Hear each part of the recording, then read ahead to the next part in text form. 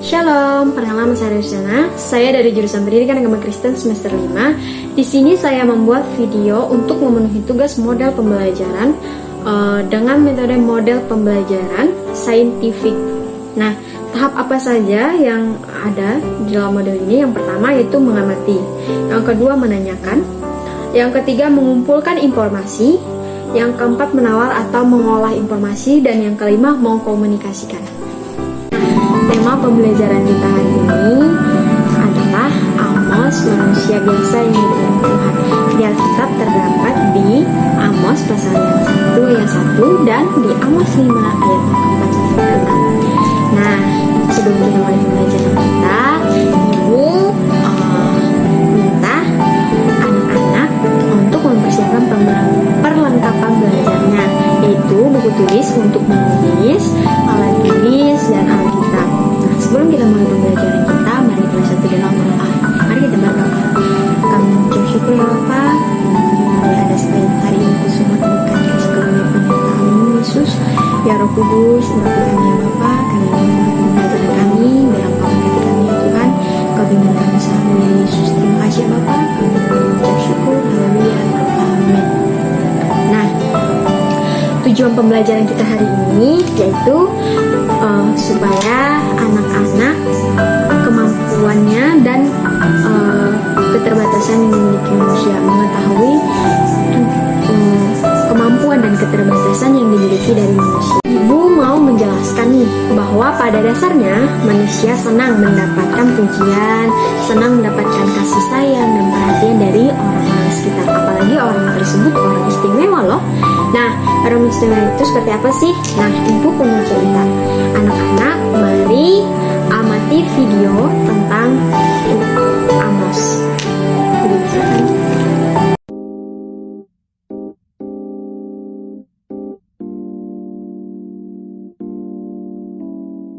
Amos adalah seorang peternak domba dari Tekoa di Yehuda, tetapi ia bernubuat tentang kerajaan Israel Utara.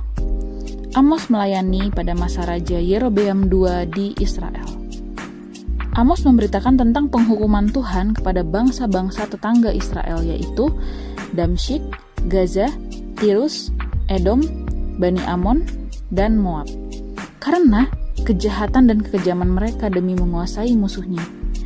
Allah juga akan menghukum bangsa Yehuda karena mereka telah menolak hukum Tuhan.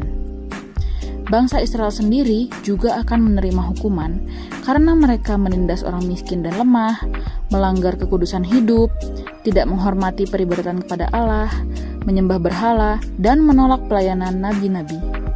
Sekalipun bangsa Israel beribadah dan mempersembahkan korban kepada Tuhan, hati mereka tidak sungguh-sungguh dan mereka tidak hidup dalam keadilan dan kebenaran.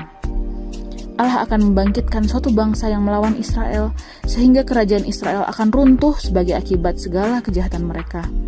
Meskipun begitu, Amos tetap mengingatkan bangsa Israel untuk bertobat dan mencari Tuhan. Karena perkataannya yang keras, Amos diusir oleh Amazia, imam di Betel. Amazia menyuruh Amos pulang saja ke tempat asalnya di Yehuda dan jangan lagi memberitakan hal yang buruk tentang Israel.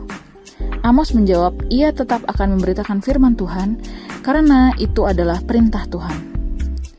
Amos menyatakan sikap Allah yang tegas terhadap kejahatan, tetapi di sisi lain Allah juga tetap mengasihi dan akan memulihkan umatnya. Amos menyampaikan penglihatannya yang berisi hukuman Allah kepada Israel, yaitu serangan belalang dan api yang panas yang akan membuat negeri itu kelaparan. Kedua hukuman itu sempat ditunda karena doa syafaat Amos. Tetapi Amos mendapat penglihatan lagi, yaitu tali sipat yang berfungsi untuk menguji apakah sebuah bangunan lurus atau tidak. Allah menilai bahwa Israel sudah tidak lurus lagi dan layak untuk dihukum.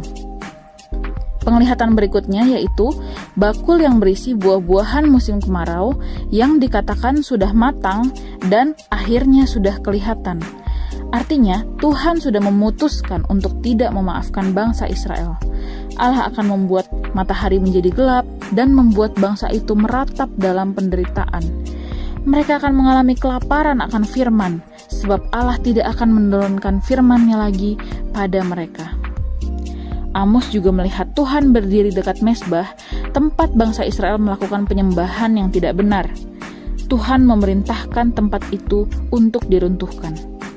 Arti penglihatan itu, Tuhan akan membinasakan Israel dengan hukuman yang dahsyat. Meskipun semua hukuman yang dahsyat itu akan terjadi, tetap ada pengharapan karena Allah tetap mengasihi dan berjanji akan memulihkan umatnya. Akan tiba saatnya bahwa Pondok Daud akan dibangun kembali.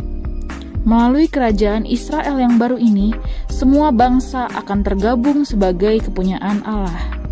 Kerajaan Israel akan dibangun kembali dan kebun-kebunnya akan kembali ditanami. Mereka akan hidup dalam berkat Allah yang melimpah. Sudah mengamati video yang Ibu berikan tadi. Nah, kalimat-kalimat seperti apa sih yang sering kita dengar? Setiap orang punya pendapat sendiri tentang orang-orang yang istimewa itu seperti apa. Nah, kadang kamu pasti juga bertanya, apa itu istimewa dari dirimu? Nah, Ibu mau bertanya.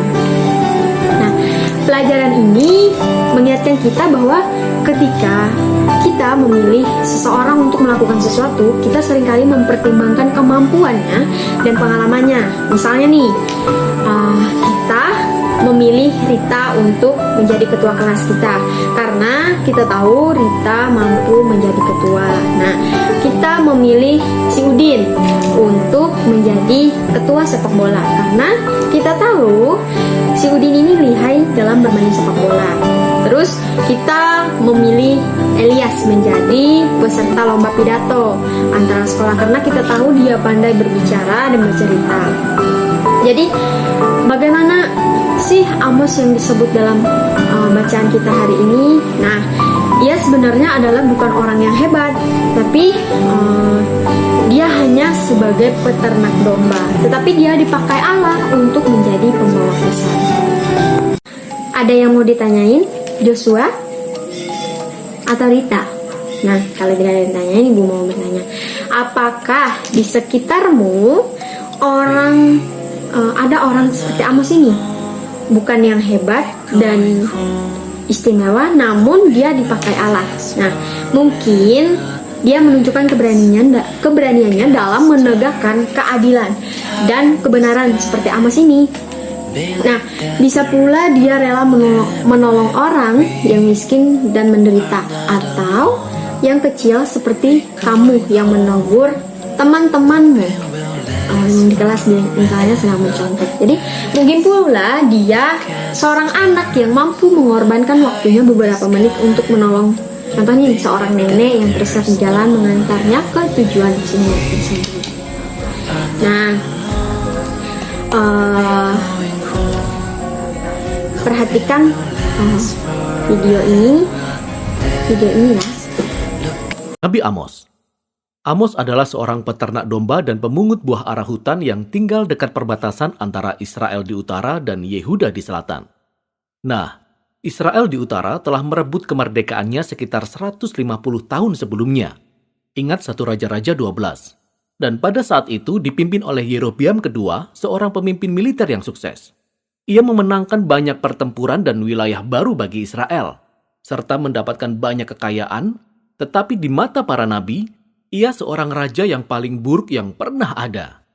Kekayaannya membuat dia menjadi masa bodoh, dan ia membiarkan penyembahan berhala kepada dewa-dewa Kanaan, yang kemudian menyebabkan ketidakadilan dan orang-orang miskin diabaikan.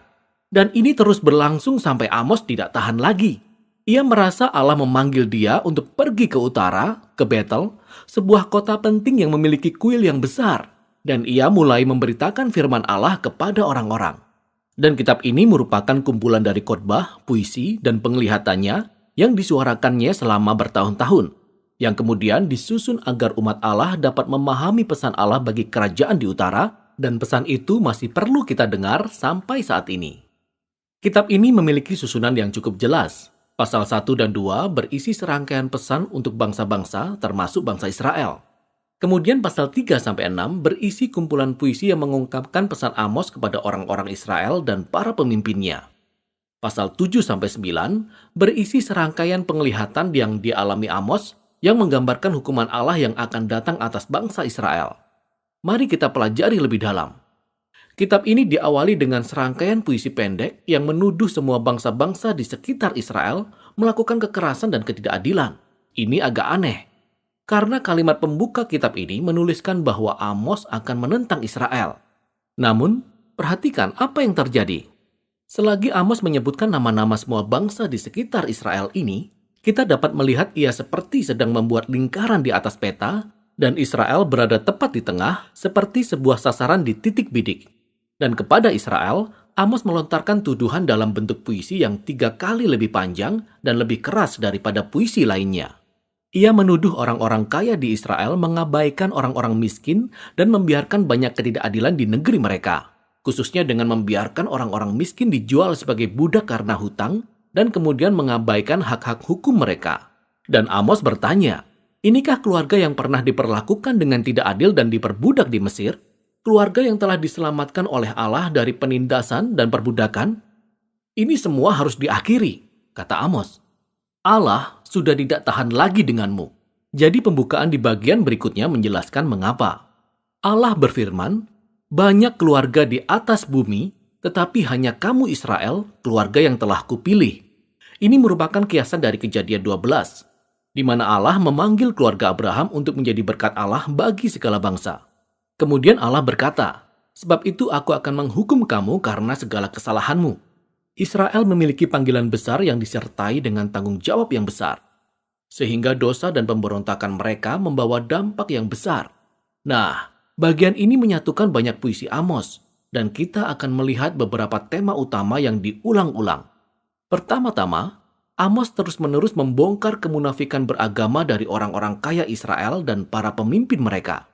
Ia menggambarkan bagaimana mereka dengan setia datang ke pertemuan-pertemuan agama, memberikan persembahan dan korban, tetapi tidak memperdulikan orang-orang miskin dan mengabaikan ketidakadilan.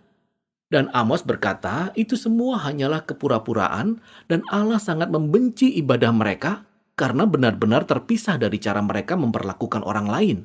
Allah berkata bahwa hubungan yang benar dengan Dia akan membawa perubahan pada hubungan lainnya.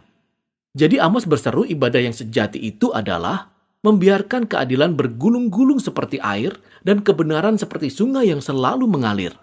Nah, ada 2 kata yang sangat penting bagi Amos dan juga semua nabi.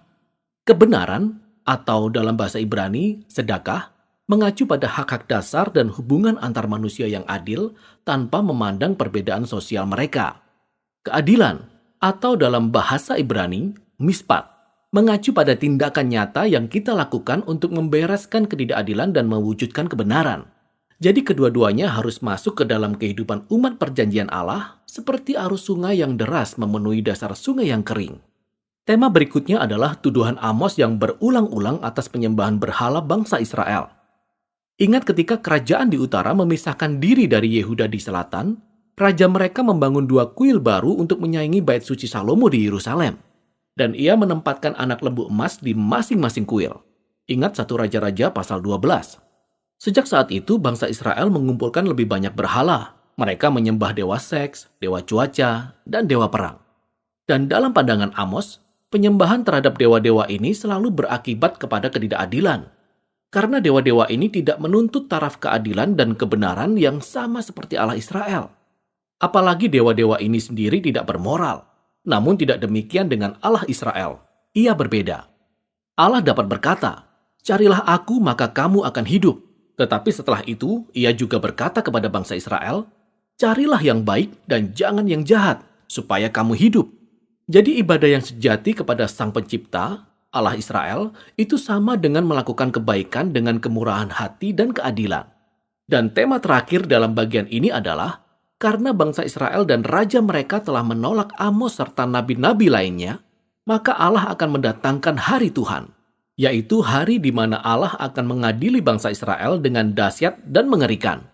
Dan secara khusus, Amos menubuatkan bahwa sebuah bangsa yang kuat akan datang, menaklukkan dan menghancurkan kota mereka, serta membawa mereka ke dalam pengasingan. Dan kita tahu nubuatannya menjadi kenyataan. Sekitar 40 tahun kemudian, Kekaisaran Asyur bergerak masuk dan melakukan persis seperti apa yang telah dinubuatkan Amos. kitab ini ditutup dengan serangkaian penglihatan yang dialami Amos yang merupakan gambaran simbolis akan kedatangan hari Tuhan. Amos melihat bangsa Israel dihancurkan oleh kawanan belalang dan kemudian oleh api yang menghanguskan. Dan kemudian mereka ditelan seperti buah yang terlampau matang. Dan dalam penglihatannya yang terakhir, Amos melihat Allah memukul tiang kuil berhala Israel di Betel dengan keras. Dan seluruh bangunan itu pun runtuh. Inilah gambaran akan keadilan Allah atas para pemimpin dan dewa-dewa bangsa Israel. Kesudahan mereka pun akhirnya tiba. Namun tiba-tiba di paragraf terakhir, kita melihat secercah harapan. Paragraf tersebut menggambarkan bangsa Israel sebagai bangunan yang sudah hancur, tetapi Allah berkata bahwa dari reruntuhan ini, suatu hari Ia akan mendirikan kembali pondok Daud. Dengan kata lain, Allah akan mengutus Raja Mesias di masa depan dari garis keturunan Daud, dan Ia akan membangun kembali keluarga umat Allah, yang ternyata juga termasuk orang-orang dari segala bangsa. Semua kehancuran yang disebabkan oleh dosa bangsa Israel dan penghakiman Allah akan dipulihkan pada hari itu. Nah, paragraf terakhir ini sangatlah penting, karena menjadi satu-satunya pengharapan di balik penghakiman, dan juga membantu kita memahami bagaimana kitab ini menelusuri hubungan antara keadilan Allah dan belas kasihannya. Jika Allah itu baik, Ia harus menentang dan menghakimi kejahatan di tengah-tengah bangsa Israel dan bangsa-bangsa lainnya. Namun tujuan jangka panjang Allah adalah untuk memulihkan dunianya dan membangun sebuah keluarga perjanjian yang baru. Dan melalui perkataan Amos, sampai hari ini kita masih mendengar seruannya untuk belajar dari kemunafikan dan bencana yang dialami bangsa Israel. Dan juga untuk melakukan penyembahan yang benar kepada Allah, yang akan selalu mendatangkan keadilan dan kebenaran, serta kasih kepada sesama kita. Dan inilah inti dari kitab Amos. Sudah banyak mengetahui kan tentang cerita Amos ini, sudah banyak informasi pengetahuan yang anak-anak udah pahami dari beberapa video yang ibu tayangkan tadi. Nah, tadi kan sudah ibu kasih informasi atau tayangan cerita. Nah, tuliskan bentuk-bentuk pelanggaran umat Israel pada saat itu kepada Allah terhadap terdapat pada ayat-ayat. Yang pertama, Amos pasal yang 3 ayat yang ke-15, Amos pasal ke-4 ayat 1 sampai 3, Amos pasal yang ke-5 ayat 21 sampai 27, Amos pasal 2 ayat yang ke-6 sampai 8, dan yang terakhir nih, Amos pasal 8 ayat 4 sampai ke 6. Nah, ibu persilakan untuk mengerjakannya ya. Nah, anak-anak, ada yang bisa nggak nih untuk menyimpulkan dari pembelajaran kita hari ini tentang Amos yang orang biasa dipilih Tuhan? Nah, ibu minta untuk Daniel, bisa? Nah, betul sekali Daniel, bahwa Amos bukan orang yang memiliki kepandaian untuk berbicara di depan orang banyak. Amos juga bukan seorang nabi, anak-anak. Jadi Amos itu hanyalah seorang pengembala ternak domba. Jadi tetapi Amos itu dipilih Allah untuk menegur bangsa Israel yang hidup tidak berkenan di hadapan Allah pada saat itu. Jadi Allah memakai Amos dengan segala keterbatasannya untuk menegur bangsa Israel. Jadi kita juga memiliki keterbatasan dan kelemahan kita. Namun Allah memilih kita untuk mengingatkan setiap orang supaya untuk hidup menurut kehendak Allah. Jadi Allah akan membekali dan memberikan kita kekuatan untuk melaksanakan tugas tersebut. Jadi anak-anak, sekian pembelajaran kita hari ini. Ibu akan beri tugas nanti. Jadi kita akan mengakhiri pembelajaran kita hari ini. Mari kita bersatu di dalam doa. Mari kita berdoa. Terima kasih Bapa, terima kasih Yesus. Engkau sungguh baik bagi kami Tuhan. Kami sudah menyelesaikan pembelajaran kami hari ini ya Bapa. Biarlah kami tetap hidup menurut kehendak dan perintah-Mu ya Bapa. Terima kasih Yesus, terima kasih ya Bapa. Kami berdoa dan mengucap syukur. Haleluya, amin. Sekian pembelajaran kita